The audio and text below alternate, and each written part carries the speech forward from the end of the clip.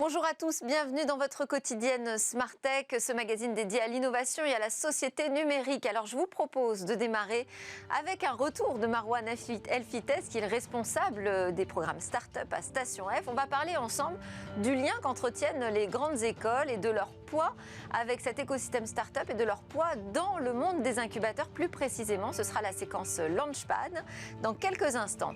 Et puis au cœur de cette émission, on va s'intéresser à ce qui se passe après l'école. Alors ça peut être aussi très bien après l'école, voire même si on n'a pas fait d'école. Comment se passe ce marché de l'emploi dans le secteur de l'IT? On sait que c'est difficile de trouver les bons talents. On sait aussi qu'il y a des gros défis à relever du côté des RH pour trouver les bonnes techniques pour recruter et trouver les bons profils. On en parle avec deux spécialistes, ce sera dans le Tech Talk. Et puis on retrouve notre rendez-vous du mercredi avec Guillaume Monteux et le Game Business pour parler des derniers résultats du monde du jeu vidéo. Et enfin, on conclura par une innovation dans le domaine du vol supersonique, un vol supersonique et silencieux. Mais tout de suite, donc place au Launchpad.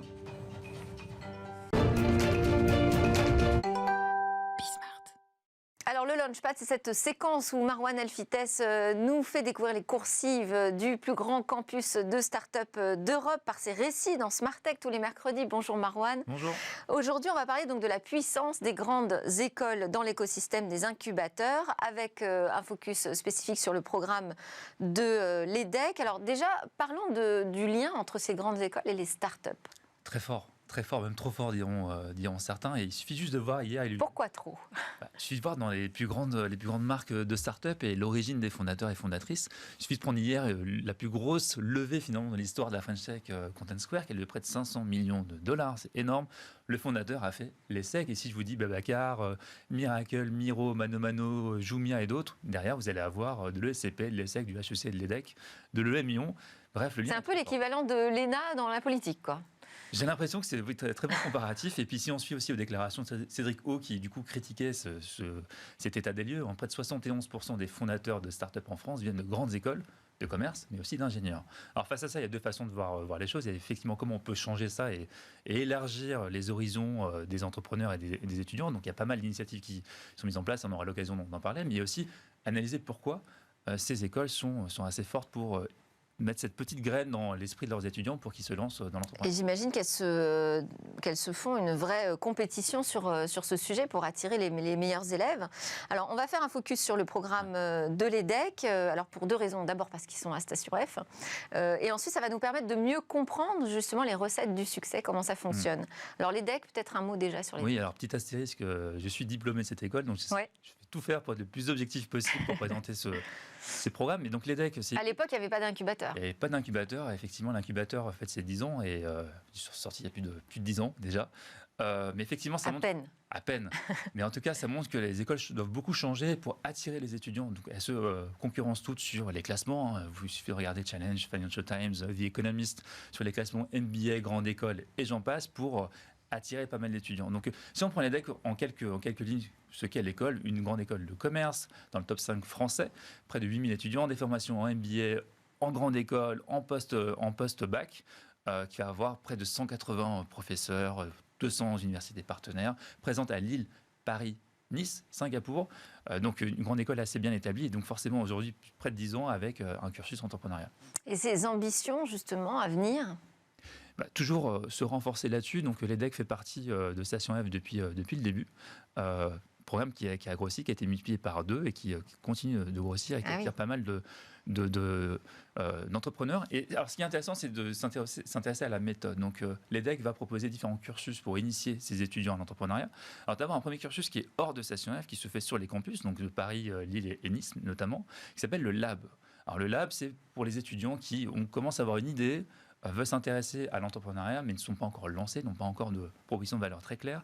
L'idée, c'est qu'à la fin de ce cursus qui va durer 3 mois, vous allez pouvoir avoir un prototype, vous confronter à vos premiers bêta-testeurs, voir vos premiers clients et avoir une proposition de valeur claire. Donc ça va durer 3 mois, vous allez pouvoir avoir des rendez-vous individuels avec des coachs de l'EDEC, pouvoir avoir des formations, des exercices, des templates à réaliser, pour avoir aussi des webinaires pour commencer à se familiariser avec des notions, la novlangue entrepreneuriale, et avoir aussi pas mal de perks, donc des avantages, des logiciels pour commencer à se lancer, et des formations avec des avocats pour avoir ces notions juridiques pour créer son entreprise. Donc ça, c'est une première partie qui se fait sur les campus ou à distance pour des étudiants ou des étudiants fraîchement diplômés de moins de 3 ans. Super, donc pour tester ces idées. Ouais.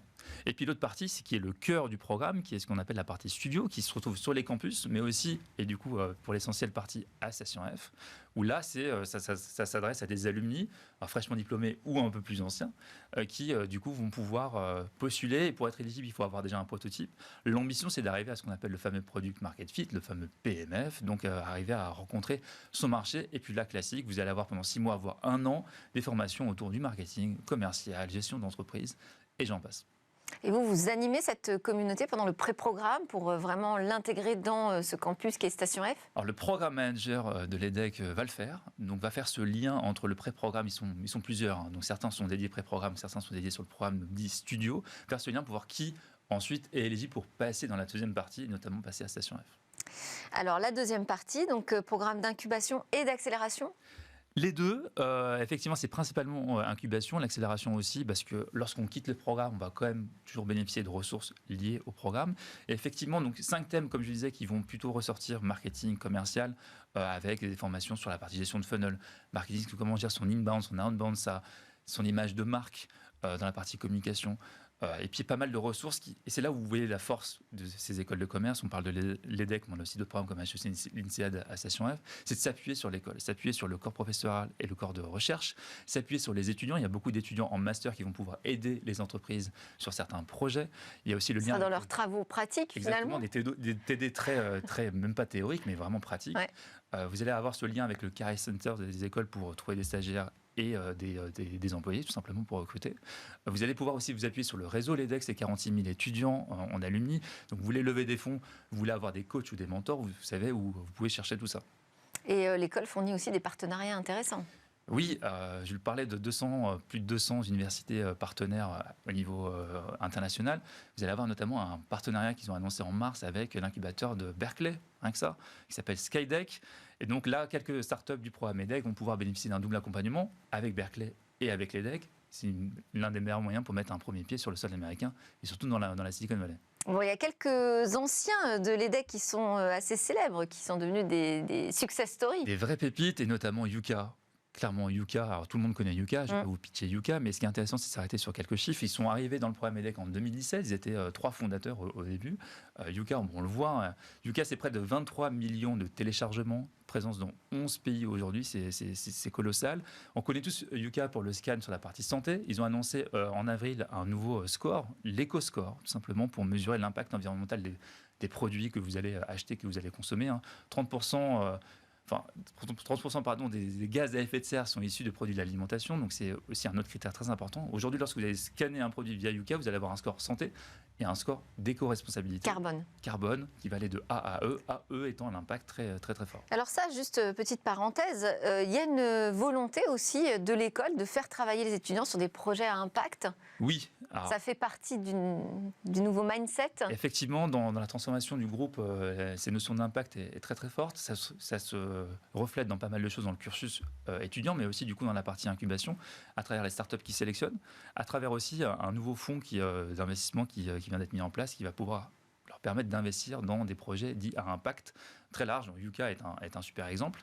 Avec cette évolution vers l'éco-score. Il y a une autre start-up qui montre très bien ces notions d'éco-responsabilité, c'est 900 Care. Oui. Alors 900 Care, c'est un type de start-up dont je ne parle pas assez. Je m'en excuse, c'est tout simplement une start-up qui n'est pas dite logicielle. On parle aujourd'hui, il y a un nouvel acronyme anglais qui s'appelle les DNVB, Digital Native Brand, donc des marques qui naissent en ligne et qui viennent concurrencer finalement des grands acteurs de la grande consommation qui jusque-là semblaient peut-être épargnés par la vague start-up.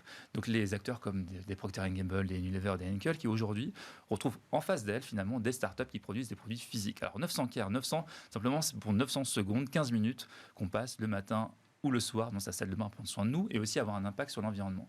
Alors 900 Care va produire des produits physiques, on le voit juste là dans la petite vidéo. Recharge, donc vous allez pouvoir par exemple acheter du dentifrice que vous allez croquer, des bâtonnets de gel douche que vous allez pouvoir dissoudre dans l'eau. Donc l'éco-responsabilité se voit de différentes manières. Par des recharges, vous n'allez pas utiliser uniquement un flacon pour une utilisation comme on le fait en général avec des gels douche ou des shampoings. Vous allez avoir un produit que vous allez pouvoir recycler et acheter finalement des produits consommables.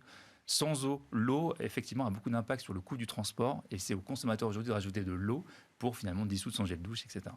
Vous vouliez parler encore d'une autre success story ? Liway, effectivement, qui est une super start-up au niveau du juridique, alors qui fait du SaaS plus traditionnel, donc fameuse solution B2B, et qui s'attaque à finalement dépoussiérer les solutions à destination des départements juridiques.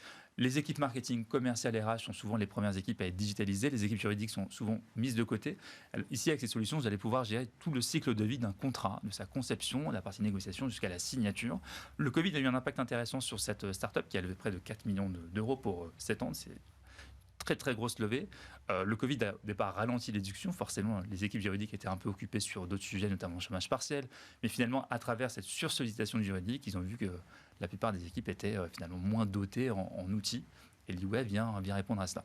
Avec des super entrepreneurs qui backent d'un point de vue financement, notamment le fondateur d'Algolia ou d'Eventbrite qui sont derrière la levée. Bon, on voit que ça fonctionne bien. D'un point de vue, on a parlé impact environnemental, d'un point de vue diversité, parce qu'on peut quand même s'interroger d'un certain entre-soi finalement. Hein. On connaît les profils qui arrivent dans les grandes écoles, donc c'est eux qui vont être favorisés pour monter leur start-up. Comment on fait pour inclure davantage de diversité ? Ce qui est intéressant sur le résultat déjà de cet incubateur après 10 ans, c'est que vous allez avoir 40% des startups accompagnées qui aujourd'hui comptent au moins une fondatrice. 40%, c'est un chiffre important. Alors du coup, forcément, l'EDEC, comme toutes les grandes écoles, est très attendu là-dessus. On va notamment avoir pas mal d'accords avec French Tech Tremplin. L'EDEC est partenaire aujourd'hui de French Tech Tremplin. Donc il y a 6 projets intégrés aujourd'hui dans la promo de l'EDEC qui viennent de quartiers prioritaires. Et puis aussi, l'EDEC a signé une charte, la charte de Sista, pour s'engager d'ici 2025 à avoir 50% de leurs startups qui comptent au moins une fondatrice par équipe dirigeante. Sacré défi. Mais la diversité ne s'arrête pas là. Merci beaucoup, Marouane El-Fitez. Je rappelle que vous êtes responsable des programmes Startup à Station F. Bon, alors c'est l'heure de parler donc, de ce qui se passe ensuite quand on est jeté dans la vie active. Qu'est-ce qui se passe au niveau du recrutement et de l'emploi dans l'IT ? On va parler donc du recrutement et de l'emploi dans l'IT. Quel est l'impact de la pandémie, les nouveaux profils, les nouveaux modes de recrutement, les nouvelles pratiques RH ? Voilà, donc ça recrute. Mais ça recrute qui, comment, à quel prix ? On en parle avec Mathieu France, directeur associé d'Enioka Consulting, qui est une société française de services numériques. Et vous avez mis en place une méthode pour recruter efficacement, vous dites, et surtout fidéliser les collaborateurs.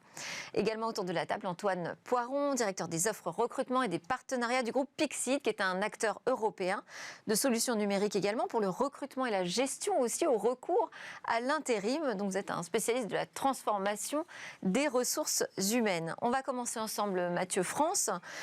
Est-ce qu'il y a déjà une vraie problématique de recrutement aujourd'hui dans l'IT ? Alors oui, effectivement, c'est très difficile. Ce qu'on recherche, nous, et je pense les sociétés de notre taille un petit peu pareil, c'est des gens qui ont la motivation pour nous rejoindre et qui ont le potentiel. Problématique de recrutement, donc pour trouver les bons profils, mais est-ce qu'on n'a pas un problème aussi du côté des recruteurs et de leur méthode pour aller les chercher, ces talents ? Certainement. Alors bon, c'est très difficile à sourcer. Nous, on utilise tout un tas de techniques différentes, donc des forums virtuels, beaucoup en ce moment, des forums physiques historiquement. On a plusieurs cabinets de recrutement qui travaillent pour nous. Ça, c'est les méthodes traditionnelles. Et puis, on essaye d'innover un petit peu, d'être en relation avec des médias spécialisés, ce genre de choses, de leur proposer de l'alternance, des stages, un accompagnement, un emploi pendant leurs études, ce genre de choses. Mais donc voilà, on essaye d'innover beaucoup là-dessus pour les attirer. Bon, tant mieux, ça bouge. Mais enfin, moi, je vous ferai encore quelques remarques peut-être là-dessus. Antoine Poiron, je voulais aussi voir avec vous quel était l'impact de la pandémie sur le marché de l'emploi dans l'IT. Alors, dans l'IT, mais nous, Pixid, on n'est pas forcément uniquement spécialisés dans l'IT. Mais nous, dans Smartech, un petit peu quand même. Oui, alors, en effet, mais en fait, c'est vrai que la pandémie, dès la semaine après la décision d'Emmanuel Macron de confiner le pays, il y a eu une chute de 70% des missions sur la plateforme. Donc nous, on a vraiment vu l'impact tout de suite. Et ça a été pas forcément impactant sur tous les secteurs d'activité, parce qu'on sait très bien que, par exemple, l'agroalimentaire ou la logistique ou le transport a explosé pendant la pandémie, alors que le BTP ou l'automobile s'est complètement arrêté. Donc c'est vrai que nous, on n'avait pas forcément on n'était pas impacté de la même manière et uniquement sur l'IT, parce que c'est votre question. Et on a vu par contre un recours pratiquement au même niveau que la semaine avant le confinement, donc début mai, un niveau pratiquement égal, donc vraiment un retour d'activité instantané sur la plateforme. Et donc c'était plutôt une bonne nouvelle pour l'économie française. Mais donc voilà. J'imagine qu'il y a eu un recours à l'intérim beaucoup plus important aussi. Alors c'est vrai que l'intérim, c'est un indicateur un petit peu, pas privilégié, mais du marché de l'emploi. Quand le marché monte, l'intérim monte encore plus. Par contre, quand ça baisse encore plus. Donc c'est vrai que l'intérim a été le premier niveau de recrutement pour les entreprises, qui leur a permis de remettre les chaînes de production en marche, parce qu'il fallait des gens qui soient opérationnels tout de suite, en magasin, dans les usines et tout. Donc c'est vrai qu'ils ont eu un fort recours à l'intérim. Et associé à cette tendance-là de forte flexibilité, les missions d'intérim se sont beaucoup raccourcies. Ce qui veut dire que les entreprises qui n'avaient encore pas vraiment Parce que manque de visibilité. Manque de confiance. On ne savait pas si on a été reconfiné une deuxième fois, une troisième fois, une quatrième fois. Donc voilà, donc ça a été vraiment le comportement de tous nos clients sur la plateforme. Alors, l'autre problématique dans l'emploi IT, c'est la capacité des entreprises à fidéliser. Aujourd'hui, on sait que quand on a une petite pépite tech, eh bien, c'est difficile de la retenir, en particulier en France. Tout à fait. Alors, je pense qu'il y a plusieurs façons de faire ça. Et finalement, nous, on essaye de proposer ce qu'attendent les jeunes candidats, les jeunes pros, les jeunes diplômés qui nous rejoignent. Alors, il y a plusieurs choses. Déjà, on leur propose un travail qui est un contexte, une expérience qui est riche et stimulante. Donc, avec des missions compliquées, les vrais problèmes de nos clients, comment on fait levier sur leur processus, leur façon de travailler, etc., pour les faire grandir. Donc ça, c'est des problématiques intéressantes et c'est le genre de choses qu'on propose à nos candidats. Et ça les intéresse beaucoup de voir ce genre de contexte. Et oui, parce qu'il faut quand même que je précise. Oui. Donc, vous m'avez dit que 90% du top management d'Enioka est composé de professionnels qui sont entrés dans la société avec moins de 6 mois d'expérience. Alors, très jeune, il se trouve que c'est mon cas, par ailleurs. Donc moi, je suis plus de 10 ans d'expérience. Je suis rentré dans la société en sortant d'école. J'ai posé mon CV sur une plateforme. On m'a contacté. Donc, une méthode assez traditionnelle. Vous dites plus de 10 ans. Ça fait plus de 10 ans maintenant. Ça fait plus de 10 ans que moi. Que vous êtes chez Enioka, mais quand vous êtes rentré, c'était juste après l'école. Donc, exactement. Je suis rentré juste après l'école. Et puis, Donc, ça veut dire que ce système où on vous confie très rapidement des missions, vous allez peut-être nous en dire davantage sur la méthode, c'est assez excitant pour avoir envie de rester au début. Et comment on fait pour que ça s'installe dans la durée ? Je pense que les ambitions de nos jeunes collaborateurs, elles évoluent au fur et à mesure de leur expérience. Donc au début, ils ont envie de prendre leur part dans la mission, de faire bien une partie du travail. Donc évidemment, la place est disponible. Puis très vite, on va leur proposer de piloter une partie de la mission complète, un compte, etc.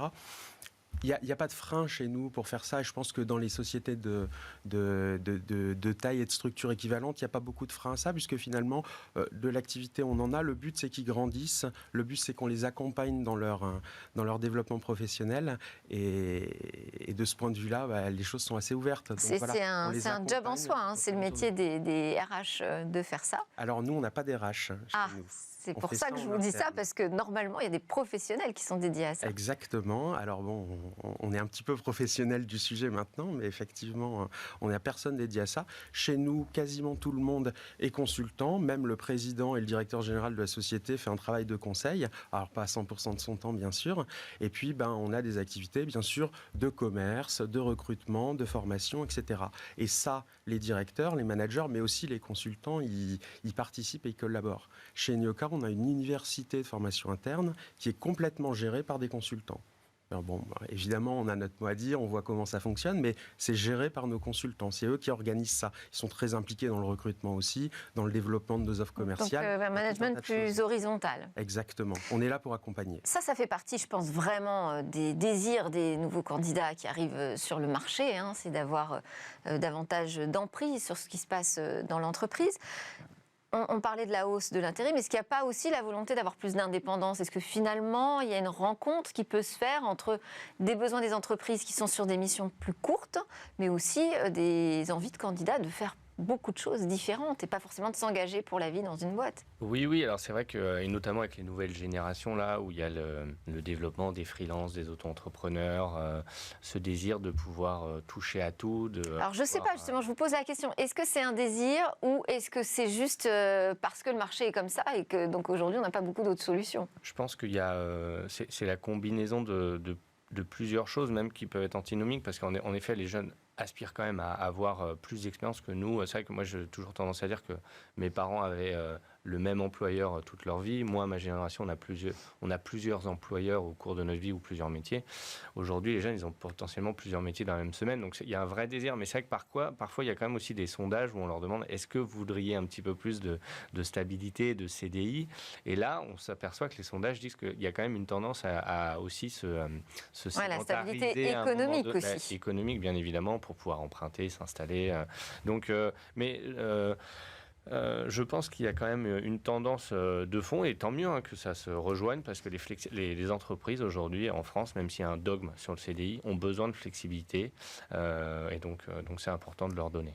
Alors aussi, à vous deux, je pose la question, est-ce que les pratiques dans les RH vous semblent avoir vraiment évolué, vraiment changé? Vous êtes des spécialistes de la transformation numérique sur le marché de l'emploi. Est-ce que ça a véritablement bougé ou on a juste ajouté des logiciels dans les ordinateurs des RH?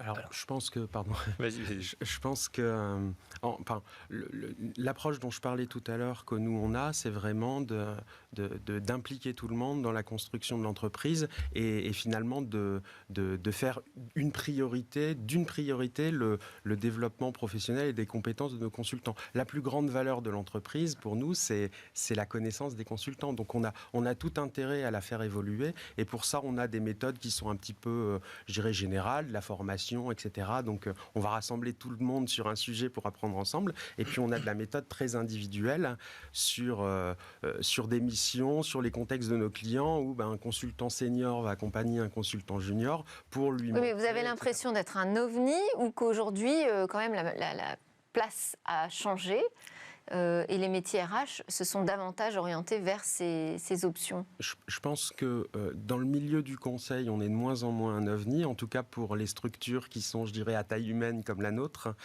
Pour les structures de très grande taille ou chez nos clients, effectivement, c'est très très différent comme mode de fonctionnement. Donc de ce point de vue-là, on est un petit peu... Antoine Poiron, vous qui travaillez avec les RH Alors nous, et leur transformation numérique, qu'est-ce que ça donne sur le terrain? Alors sur le terrain, on fait plus des RH aujourd'hui comme on en faisait il y a 15 ou 20 ans.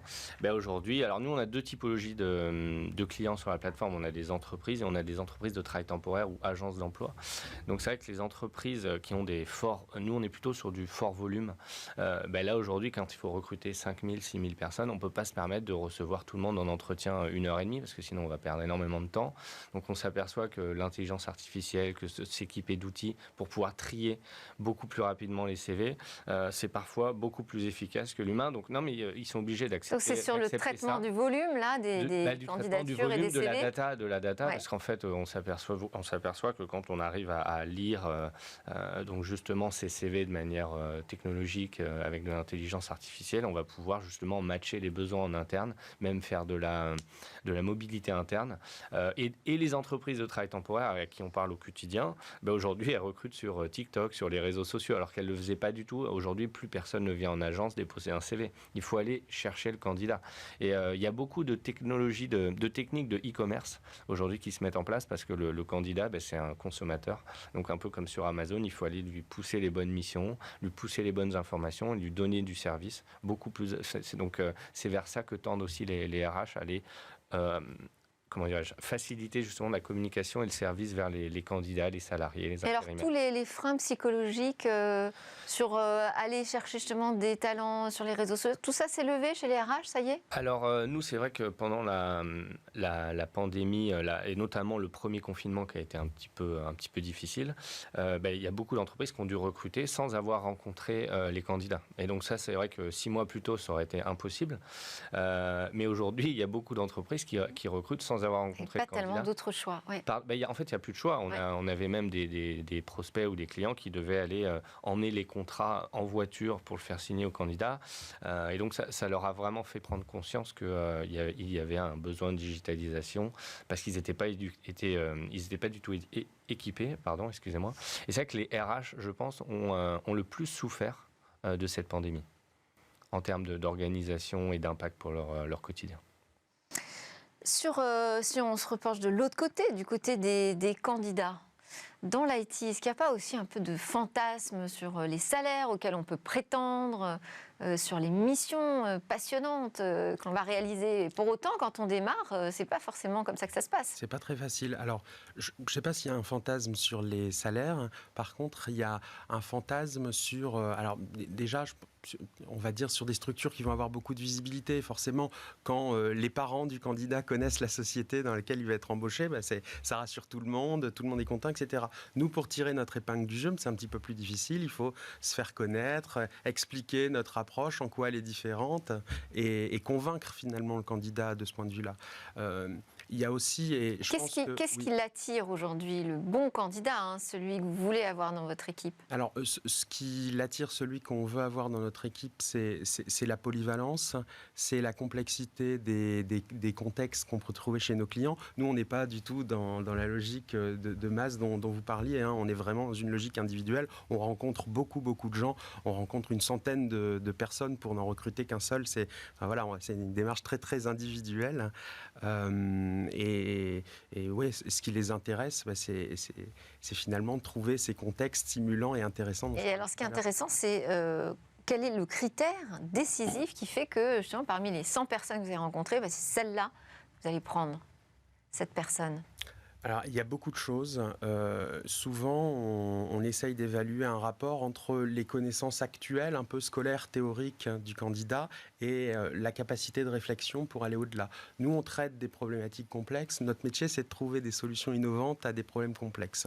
Donc, on n'a pas la solution en arrivant. On la découvre, on la construit au fur et à mesure pour nos clients dans le contexte de nos missions.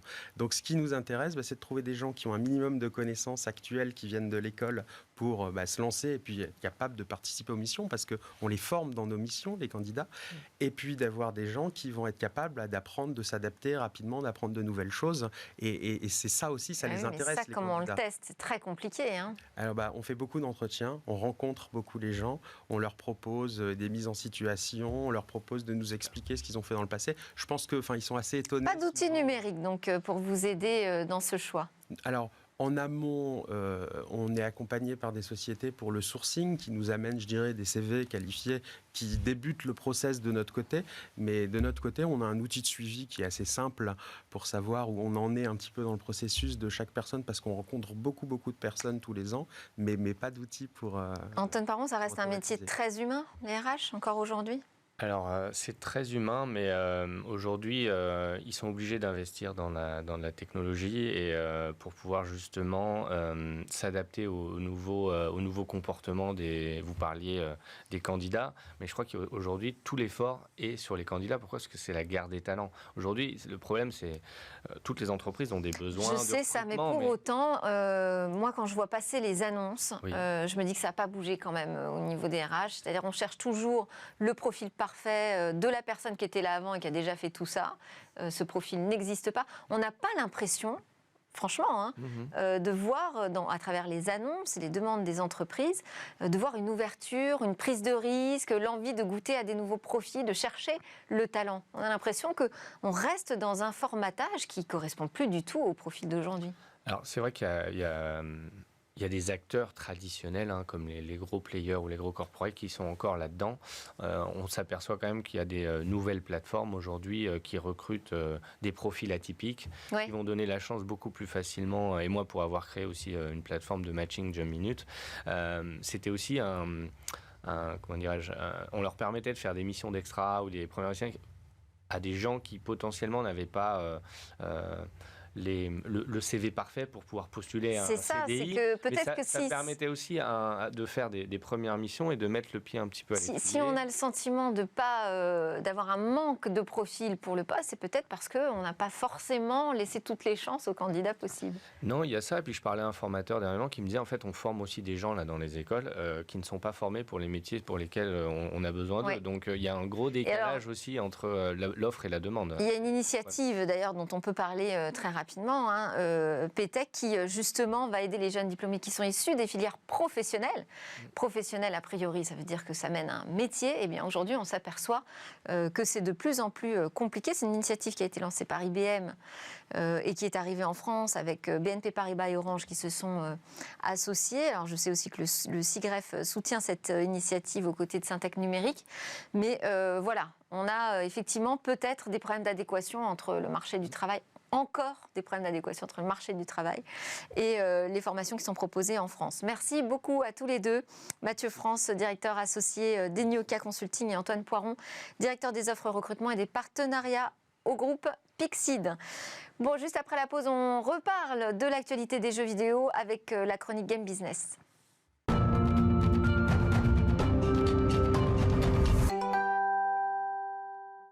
Nous sommes de retour sur le plateau de Smartech pour notre rubrique chronique Game Business avec Guillaume Monteux, président de Gatsmin, société spécialiste de l'in-game advertising. Bonjour Guillaume. Bonjour Delphine. La semaine dernière, vous nous faisiez part des excellents résultats dans le secteur du jeu vidéo en 2020. Est-ce que, selon vous, ce serait surtout la conséquence de la pandémie ? C'est un peu compliqué de dire que la pandémie ait pu être profitable à qui que ce soit. La pandémie était on a vu quand même des entreprises, enfin des secteurs plutôt, davantage en tirer parti. C'est vrai, mais c'est une catastrophe. Cette pandémie a creusé un fossé énorme entre ceux qui ont pu travailler et ceux pour qui absolument tout s'est arrêté.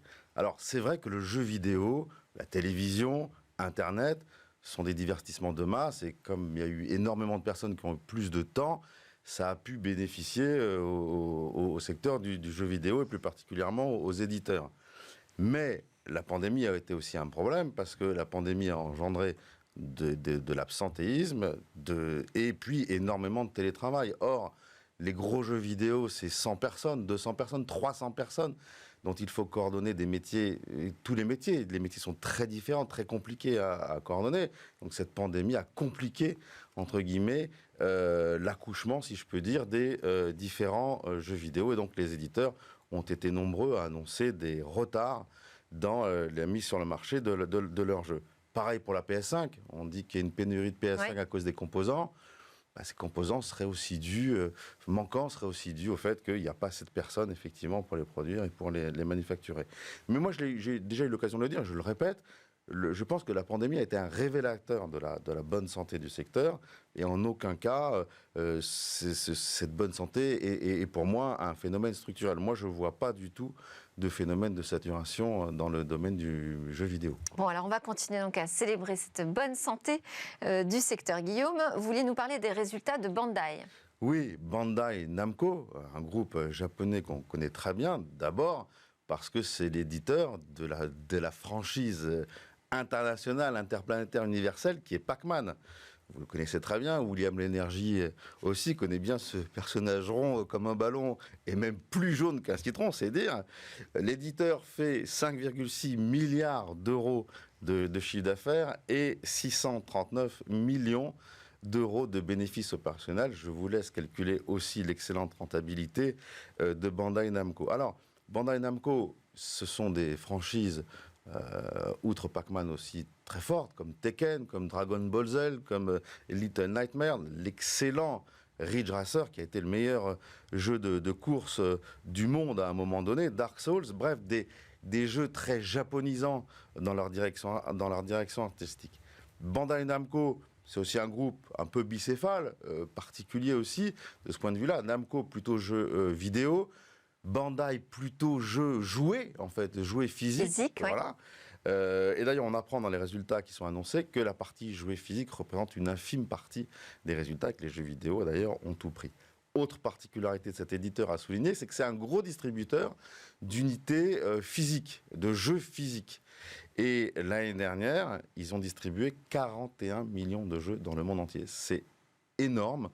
Ils faisaient normalement, enfin en vitesse de croisière, aux alentours de 30. Alors il y a eu le phénomène... Donc de jeux vidéo physiques, puisqu'on parlait des jouets physiques, là on parle de jeux vidéo physiques. Absolument. Ils ont distribué le jeu vidéo physique Cyberpunk, Furious Cyberpunk, dont on a déjà parlé ici, à 13 millions d'exemplaires.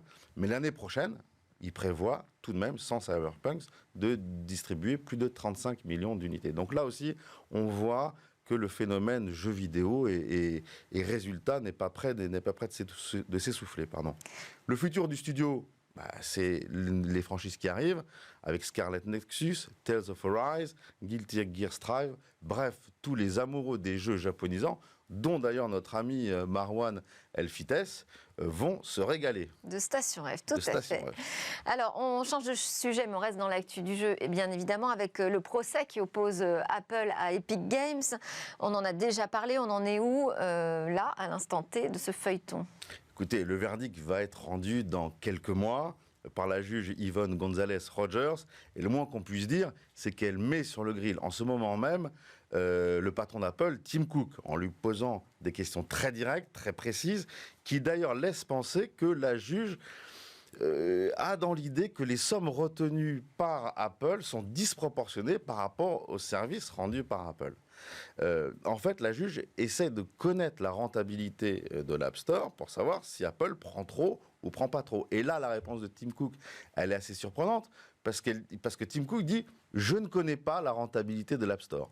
Franchement, un peu compliqué à croire, surtout que l'App Store, ça fait 500 milliards de dollars de chiffre d'affaires au total, donc à un taux de commissionnement de 30%, c'est quand même un business pour Apple de 150 milliards de dollars de commission. Donc ça m'étonnerait... Toutes les boîtes ne communiquent pas sur leur marge. Certes. Donc vous avez l'impression que ça se complique, en tout cas pour Apple, là? Ça se complique encore plus parce que lors de l'audition avec Tim Sweeney, cette fois-ci le patron d'Epic, Tim Sweeney apprend à la juge qu'il n'a pas la possibilité de récupérer les emails de ses joueurs.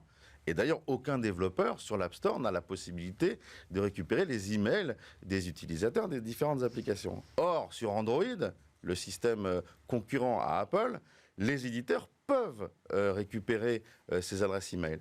Et donc là, la juge aussi a laissé entendre que ça pourrait être une pratique anticoncurrentielle de la part d'Apple. Donc, ce qui est clair, c'est que les débats deviennent très techniques, se complexifient et peuvent potentiellement aboutir à un changement radical entre de la relation entre tous ceux qui utilisent les technologies d'Apple et Apple. Et ça fait quand même du monde parce qu'il y a plus d'1 milliard de personnes qui ont un iPhone. Alors, on va terminer là-dessus. Vous y avez déjà fait référence à ces informations intéressantes qui fuitent au moment du procès. Qu'est-ce qu'on a appris de nouveau? Il y a eu plein de choses. Il y a une chose, notamment, qui était assez rigolote, c'est que Epic a dû dévoiler les sommes qui ont été gagnées dans la vente des skins avec le partenaire NFL. Entre novembre et décembre 2018, Fortnite permettait à tous les joueurs d'acheter des tenues pour leurs personnages aux couleurs de leur équipe de football américain pour une somme de 1500 V-Bucks. 1500 V-Bucks, ça fait 15 €. Donc les tenues pour les joueurs, ça ne change absolument rien, ça n'apporte rigoureusement aucun avantage. Ça ne rend pas plus fort dans le jeu. Voilà, ça ne rend pas plus fort, c'est uniquement du cosmétique. Et rendez-vous compte, il s'est vendu 3,3 millions de tenues qui ne servent à rien, sauf à faire joli. Et ça a été un business de 50 millions de dollars à se partager entre Fortnite et NFL. On comprend mieux pourquoi les deux acteurs ont renouvelé le partenariat en 2020. Et là, on ne sait pas combien ça a rapporté. En effet, on comprend mieux. Merci beaucoup, Guillaume Monteux, président de Gatsby. Alors, on va terminer Smart Tech avec la découverte d'un nouveau projet d'avion supersonique.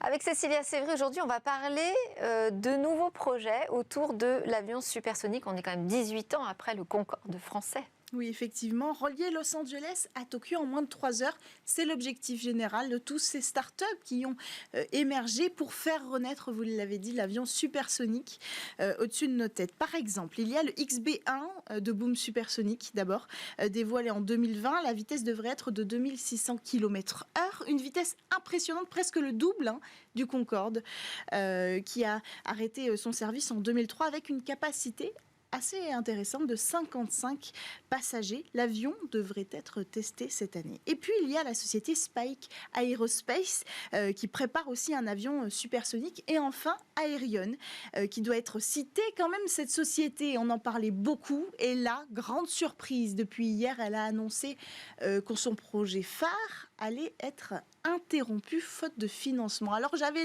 l'intention de vous présenter son tout dernier projet, l'AS3, qui devait être assez phénoménal, plus rapide encore que le XB1, avec une marche 4, c'est-à-dire le double, plus du double de la vitesse du Concorde, pardon, avec une capacité de 50 passagers, etc. Mais donc, cette technologie, il y a plus de chances quand même qu'elle voit le jour, puisque son prédécesseur, dont la mise en service était prévue pour 2026, vient d'être interrompu. Quoi qu'il en soit, sur cette technologie et sur d'autres en préparation, il y a des recherches avancées de la NASA qui permettraient de transformer ces avions supersoniques en avions supersoniques silencieux. Alors ça veut dire qu'on n'entendrait plus ce gros bang là quand l'avion passe le mur du son ? C'est ça, ce double bang qui agite un petit peu les populations, il faut le dire. À chaque fois qu'on entend ça près d'une ville, les informations sont assez saturées. Et bien, c'est de plus en plus rare d'ailleurs. C'est de plus en plus rare et c'est aussi pour ça que c'est de plus en plus inquiétant quand ça arrive une fois comme ça de temps en temps. Et en fait, ce bruit-là, il devrait être réduit quasiment au bruit du son d'une porte de voiture qui se ferme, d'après la NASA. Hors de portée de la population. Pour ça, l'agence américaine a travaillé sur son prototype qu'elle prépare avec Lockheed Martin. Elle aussi prépare son prototype d'avion supersonique. Et ça fait 10 ans qu'elle fait des recherches sur comment réduire ce son pour permettre véritablement la commercialisation de ces appareils et éviter une pollution sonore. Alors l'agence, elle travaille en collaboration avec des entreprises qu'elle va financer. Elle devait financer Aerion, elle en financera d'autres pour leur donner cette fameuse technologie. Et alors justement, comment fait-on pour réduire un tel son ? Alors, pour passer des 10 ans de recherche à la pratique, la NASA a réalisé des tests précis. Elle a déployé des micros sur 48 km dans le désert de Mojave, en Californie, au-dessus duquel elle a fait voler un avion de chasse, un Hornet précisément.